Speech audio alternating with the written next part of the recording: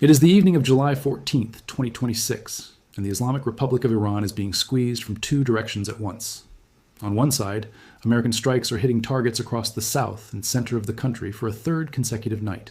On the other side, inside Iran's own cities, protesters are back in the streets, confronting a security apparatus that is more distracted, more overstretched, and more exposed than at almost any point since this war began. That is the image to hold on to tonight. Because everything else, the letter sitting in Congress right now, the blockade order just issued for the Strait of Hormuz, the missiles flying between Yemen and Saudi Arabia, all of it is happening at the exact same moment that ordinary Iranians are deciding whether the risk of stepping outside is finally worth it again. But let's back all the way up, because to understand why tonight matters, you need to understand the year that led to it. This war did not start this week, and it did not start with protests either. It started on February 28th, 2026, when the United States and Israel launched a joint military campaign against Iran. Roughly a month later, before the guns had even gone fully quiet, Iran's own population erupted from within. Beginning on December 28th, 2025, and accelerating through the first weeks of January 2026, protests against the Islamic Republic spread across the country, triggered by a collapsing economy and a currency that had already lost more than 40% of its value since an earlier round of fighting with Israel. What followed has been described by outside observers as one of the most violent crackdowns in the history of the Islamic Republic. Iran's own Ministry of Health, in an internal estimate later reported by outside researchers, put the number killed in just the first 48 hours of the security response at a minimum of 30,000 people. Human rights organizations, marking the 6-month anniversary of that crackdown just days ago, have said the true toll may never be fully known, since most of the violence took place under a near-total internet blackout. And they have accused the international community of failing to hold anyone accountable for it. Read that again, because it matters. A government capable of killing at that scale in 48 hours is not a government that protesters return to lightly, and yet here we are again. Now here is where the story changes completely, because tonight is not simply a continuation of that same wave. Protest activity has continued in smaller rolling waves for months since January, largely centered on university campuses and driven by economic desperation, unpaid wages, and outrage over executions. Just this month, Iran's Supreme Court confirmed death sentences against a dozen protesters tied to the original January uprising, part of what human rights monitors describe as a deliberate strategy of fast-tracked executions, designed to terrify the population back into silence. What appears to be happening again tonight is that fresh unrest, driven by the same economic collapse and now compounded by a war that has resumed in full, is testing whether that strategy of fear still holds. That brings us to the detail that changes everything about how to read tonight's timing. The Iranian security state's usual playbook, according to observers who have tracked it since the beginning, is to let protests build for a day or two using only batons and tear gas, allowing the crowd to feel a false sense of space before escalating hard once the ERUPT numbers grow too large to easily manage. The open question tonight is whether that playbook can even function properly while the country's military leadership is simultaneously trying to defend against American strikes hitting targets from the southern coast to the country's interior. A regime fighting a foreign war and a domestic uprising at the same time cannot fully commit its most experienced forces to either fight. And that tension is precisely what makes this moment different from the protest waves that came before it. Now let's talk about what is happening with Washington, because President Trump has just made this official in a way that removes any ambiguity about what happens next. Trump sent a formal letter to congressional leaders, dated July 10th, notifying them under the War Powers Act that American strikes against Iran had resumed as of July 7th, following Iranian attacks on neutral-flagged commercial vessels transiting the Strait of Hormuz. That notification matters enormously because, under the War Powers Resolution of 1973, a president must inform Congress within 48 hours of ordering military action, and that notification starts a 60-day clock during which the administration can continue operating without needing a formal congressional vote. The letter itself states plainly that American forces remain, in the administration's own words, postured to take further action as necessary to ensure the government of Iran ceases being a threat to the United States and its allies. Read that carefully. That is not the language of a limited, one-off, retaliatory strike. That is the language of an open-ended commitment, and it is coming at the exact moment Iran's own government is trying to manage an uprising at home. Here is where it gets significantly worse for Tehran's position. On the same day, Trump announced on social media that the United States would be reinstating a naval blockade of Iranian ports, barring passage for vessels belonging to Iran or its customers, while simultaneously proposing that the United States would charge other ships transiting the strait a fee described as 20% on all cargo shipped through the waterway. Whatever one makes of the specifics of that plan, and it raises real questions about how a blockade and a toll system would even operate in the same stretch of water, the underlying signal is unmistakable. Washington is not treating the Strait of Hormuz as a neutral international waterway right now. It is treating it as leverage, and it is prepared to use military force to enforce that leverage against a country that is simultaneously trying to keep its own population off the streets. Now let's go inside the military mechanism actually driving this latest round of strikes, U.S. Central Command has confirmed that American forces conducted their third consecutive night of strikes this week, describing the campaign as focused on military capabilities that threaten American forces in the region, on protecting the safe passage of commercial vessels through the strait, and on defending regional allies and partners.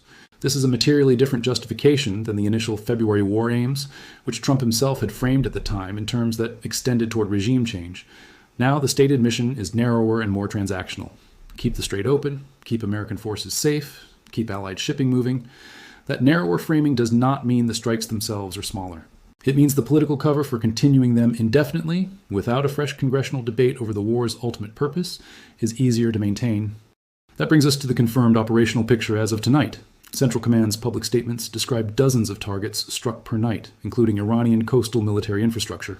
Commercial shipping data has shown the strait's traffic collapsing to a fraction of its pre-war volume, with tracking services noting that a meaningful share of vessels still attempting the transit are doing so with their location transponders switched off entirely, making the true volume of ships still willing to risk the crossing difficult to verify. Global oil benchmarks have moved measurably with each new round of strikes, a pattern that has held consistently since the war's opening days in February. And now here is where a completely separate front has opened up, in a country that is not even part of this war directly. Just today, Yemen's Houthi movement, which is backed by Iran and has spent years building an alliance built substantially around Iranian weapons and training, launched missiles and drones at Saudi Arabia's Abha International Airport in the kingdom's mountainous south. This came in direct response to strikes the Houthis blamed on Saudi Arabia that hit Sana'a International Airport, the facility the Houthis control in Yemen's capital, earlier the same day. This is the first attack the Houthis have claimed against Saudi Arabia since an informal truce took hold back in 2022, meaning a front that had been quiet for roughly 4 years has just reopened in the same 72-hour window that Iran's own war with the United States resumed, and protests reignited inside Iran itself. The United Nations Security Council held an emergency session on the development within hours, with a senior UN political affairs official warning member states directly that the region cannot afford another cycle of escalation and calling on all parties to return to negotiations under UN auspices. Now let's talk about the 3 tracks of pressure converging on Iran and its broader network simultaneously, because no single one of these threads explains why tonight feels different. The first track is the domestic uprising, still simmering beneath the surface since January, occasionally flaring at university campuses and now testing whether it can grow again while the regime's attention is divided.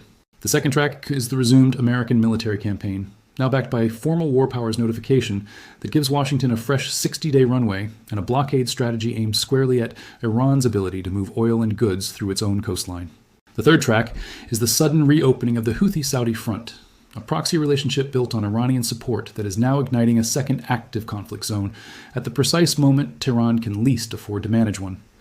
None of these 3 tracks alone would necessarily be destabilizing.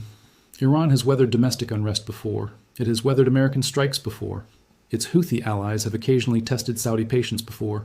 But a domestic uprising, a resumed great power war, and a reactivated proxy conflict all converging in the same week is a combination that stretches Iran's decision-making bandwidth further than any one of those pressures could alone.